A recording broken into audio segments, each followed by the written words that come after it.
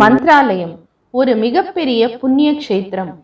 திருப்பதி, திருவண்ணாமலை, சபரிமலை, பழனி போன்ற க்ஷேத்திரம் இவற்றின் விசேஷம் என்னவென்றால், ஒருமுறை சென்று தரிசனம் செய்து வந்தால் மீண்டும் மீண்டும் அங்கு செல்ல வேண்டும் என்ற ஆவலை தூண்டும்.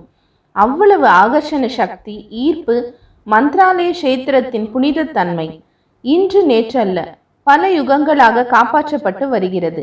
எத்தனை லட்சம் வருஷங்கள் கிருதயுகத்தில் இந்த மந்த்ராலய க்ஷேத்திரத்தின் விசேஷத்தை உணர்ந்த பிரகல்லாதன் இந்த இடத்தில் அஸ்வமேத யாகம், ராஜசூக யாகம் போன்ற வேள்விகளை நடத்தி புனிதத்திற்கு மெருகேற்றினார்.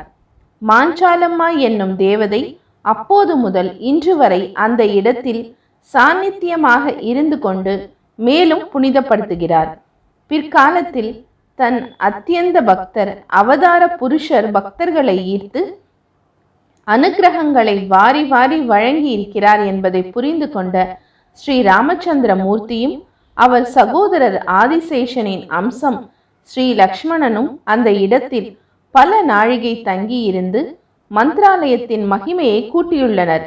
அது மாத்திரமல்ல, 15ஆம் நூற்றாண்டின் கடைசியில் விபுதேந்திர தீர்த்தர் என்னும் மகான் மந்த்ராலய க்ஷேத்திரத்தின் மகிமையை அறிந்து அந்த இடத்தை தானமாக பெற்று புனிதத்தன்மையை மேலும் கூட்டினார்.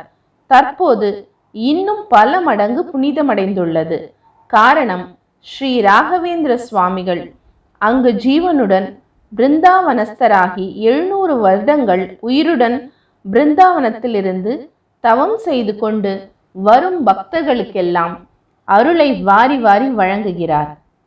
மந்த்ராலயம் சென்ற பக்தர்கள் ஏமாற்றத்துடனோ மன வருத்தத்துடனோ திரும்பி வந்ததில்லை. திருவாரூரில் பிறந்தால் முக்தி, காசியில் இறந்தால் முக்தி, திருவண்ணாமலையில் நினைத்தாலே முக்தி. அதுபோல் மந்த்ராலயத்தை நினைத்து பிரார்த்தித்தாலே காரிய சித்தி. மேலும் அடுத்து வரும் பதிவுகளில் ஸ்ரீ ராகவேந்திர சுவாமியின் வரலாற்றை காணலாம்.